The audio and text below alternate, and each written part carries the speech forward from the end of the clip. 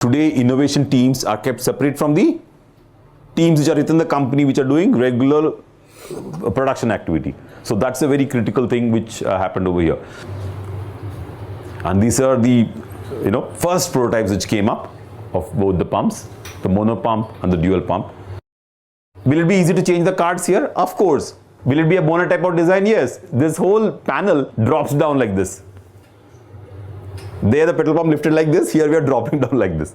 So you need to have all the features inside the pump. Without that, maintenance features doesn't work. So maintenance is very easy. Look at this. This whole panel comes off.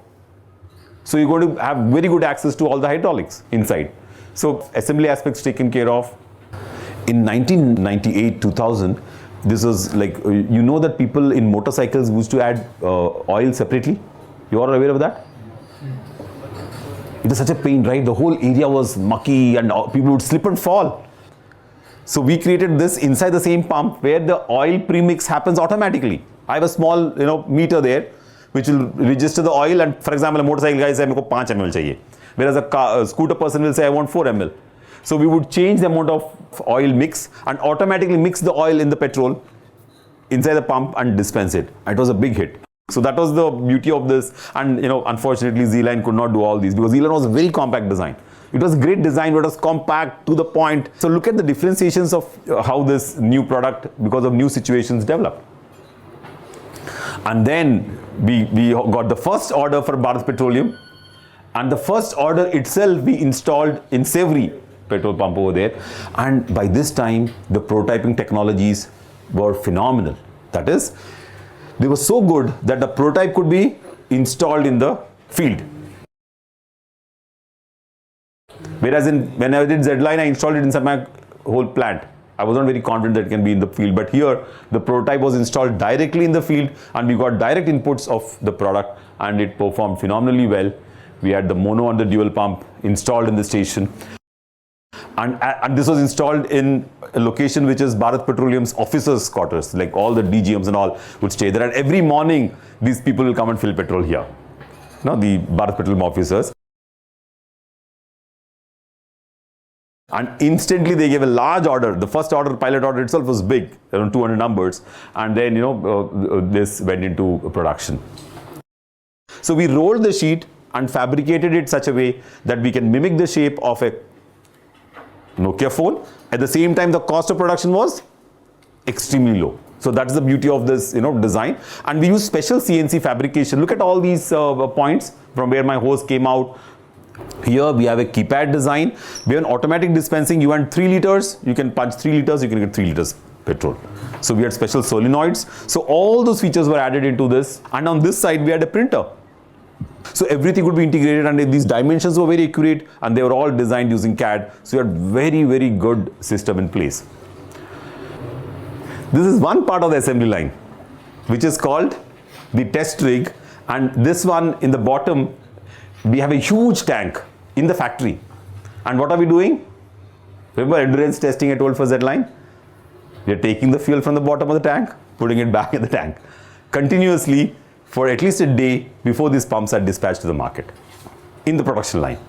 Endurance is separate, but this is in the production line. You have a test rig where you sort of test. So now here we are. So we talked about how we built these teams, and the network external team was very critical, where all the vendors who supported us were phenomenal. Let it be the CNC aluminum pipe bending person, or the CNC fabrication person, or the person who gives all the components in the meters and the pumps. The pumps were manufactured in Coimbatore, which is the largest sector in pump manufacturing. So we got the best places from the best locations. So, though L&T was the largest company, each individual component of this product was much better than the Larsen & Toubro product. So the suppliers, the distributors, the technology providers, academic institutions, me. So we are the external team. We have the R&D institutions, which they were talking a lot about, with R&D institutions abroad to understand, the flow of petrol. We had other consultants coming in. We had a lot of interesting user groups, which we call psychologists and user groups. And we went to huge production. First order itself was big. Very nice to see those multiple products. Whenever it was like great pleasure to see, large production happening, because BIDCO never produced so many pumps. So by this time, it was already 1.5 years. Now the first order, 200 numbers, we already jumped. And then there was a huge market penetration. Any new company which comes in wants a new pump, right? They won't want the Z line. It's already old. So they took up these new pumps. So, we developed a lot of new pumps. So there was very, very tough competition to Larsen & Toubro because our costs were low. Lower cost, better product. And better longevity, more silent, easy to use. Remember, hose coming from the top.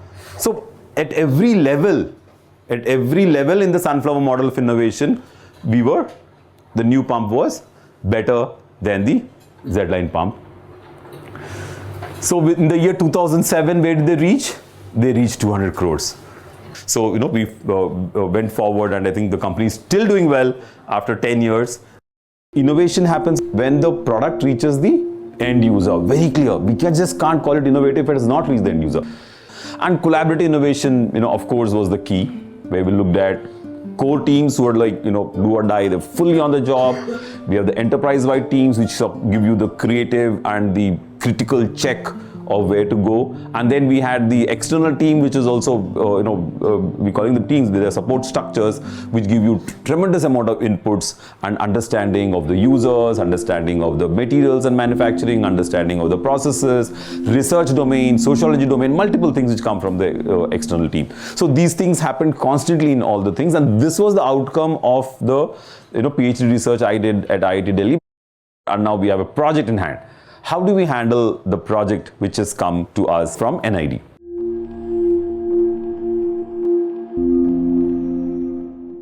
So NID, is well-known design school in the country, and ONGC approached National Institute of Design, and Pradyumna Vyas, who is the director of NID, also an alumnus from IIT Bombay, approached me because I was working in petrol pumps for last 2 decades, and we built a wonderful team. And then we collaborated with MIDCO again, which is a manufacturing company, day one in the project, which is unheard of. So these are the images which are like computer renderings, which are not very detailed. They're like mock renderings from the computer where the student quickly picks up, or some designers quickly did some sketches. And they said, these are the possible options, because ONGC had a large branding exercise. They went to brand managers across the country, got to the best brand company, and they decided they'll call their brand the Oval Dispenser, or the Oval will be their brand. So then, we had Manoj Dubey, who was the Master of Design from IIT Delhi, who joined MIDCO at that time when we came up with the Bullet Dispenser, which was the earlier success story. So he immediately conceived the total product with all the parts and organization of the projects. So I was the consultant for MIDCO as well as working with NID. So we had this collaborative team. So we quickly worked out what type of product organization which will happen. Product organization is very important. Where will each part go in the product? How will the parts be organized? So where will the electronics be? How will the hydraulics work? You see that large scale drawing where we talked about every part of the product.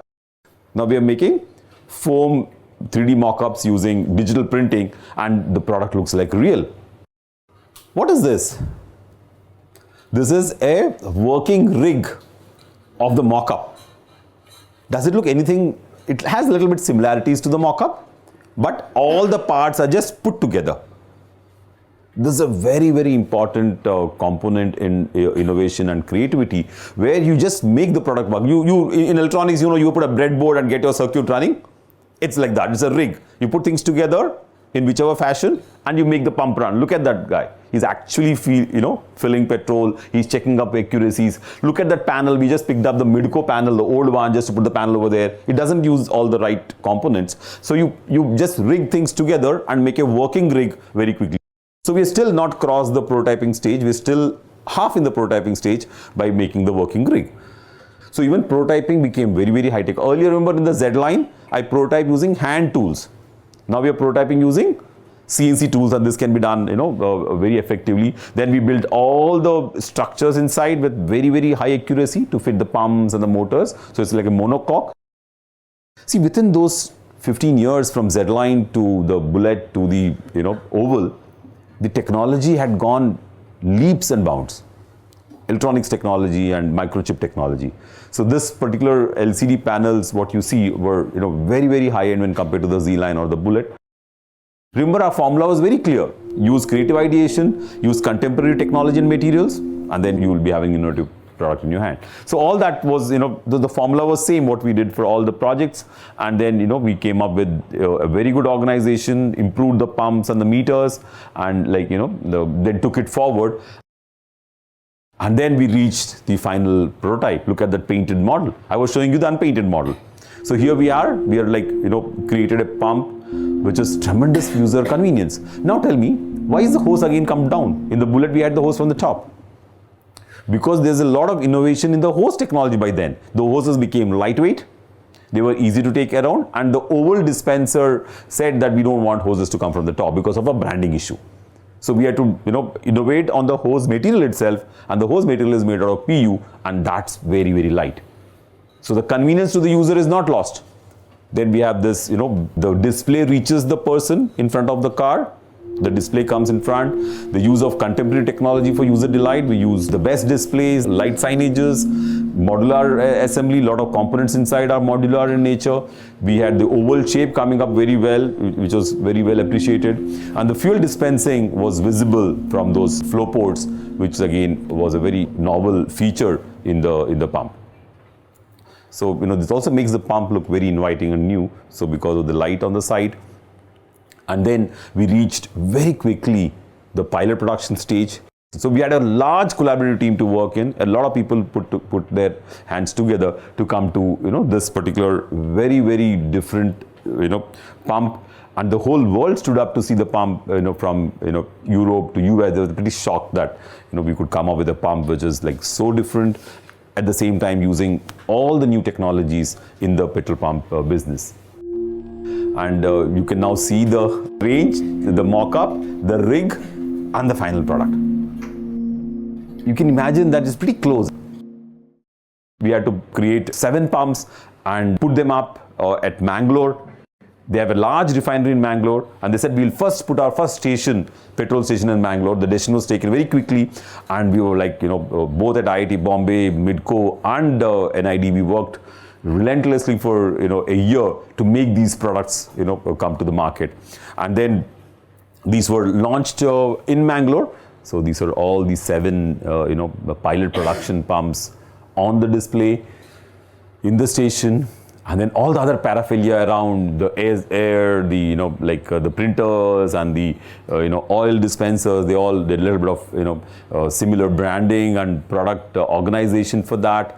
And look at this display being stuck to the windscreen of cars, and people are extremely thrilled on its working.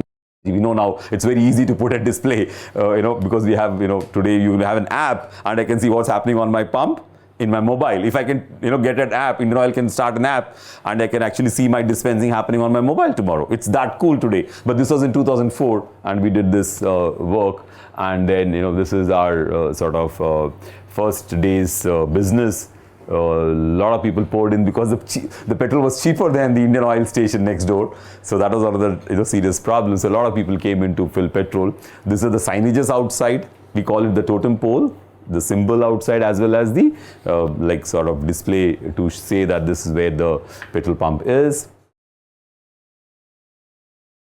So you can see how we, over a decade till 2005. So from 1999 to 2005, we have these products which are all the same segment, same product. Technology changed, materials changed, features changed because of the way the users changed, right? So that's the whole journey I wanted to share with you of how we did serial innovation, because this didn't reach the innovation because this goes a mass, but still it had all the components, and because of political reasons this didn't go to the market. So it's very interesting. Innovation can be stifled because of various reasons. It could be political, it could be, lack of funds, it could be, lack of will of the management. There could be so many things coming. So what is challenging is all innovation journeys are very, very complex, and you need to understand all the parts very carefully, and then be very attentive from the beginning to take these, things forward.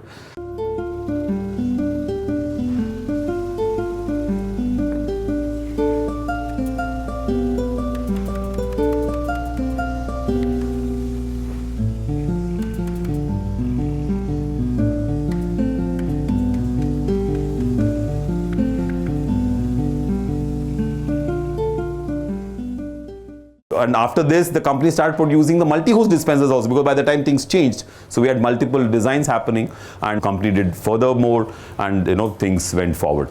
So what is interesting is we did these multi-host dispensers.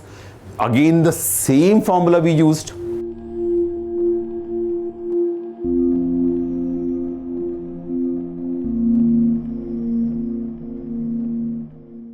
I don't want to tell you again, the formula was very straightforward. Component assemblies, quick layout, take it to CAD assembly, come down to electronics for the MPDs, modular design, development, CAD model, prototyping, develop the first prototypes, develop the easy maintainability features. So see, now it's look like, cakewalk. Get all the operations done, and finally Midco had a multi-host dispenser for the export market and the bullet dispenser for the local market. So 2 products in the market line, and company is still galloping forward, and I think the company is still doing well after 10 years. So I thought I'll just show you this story, and this time we specifically talked about how same domain, same product, we could innovate to the next level.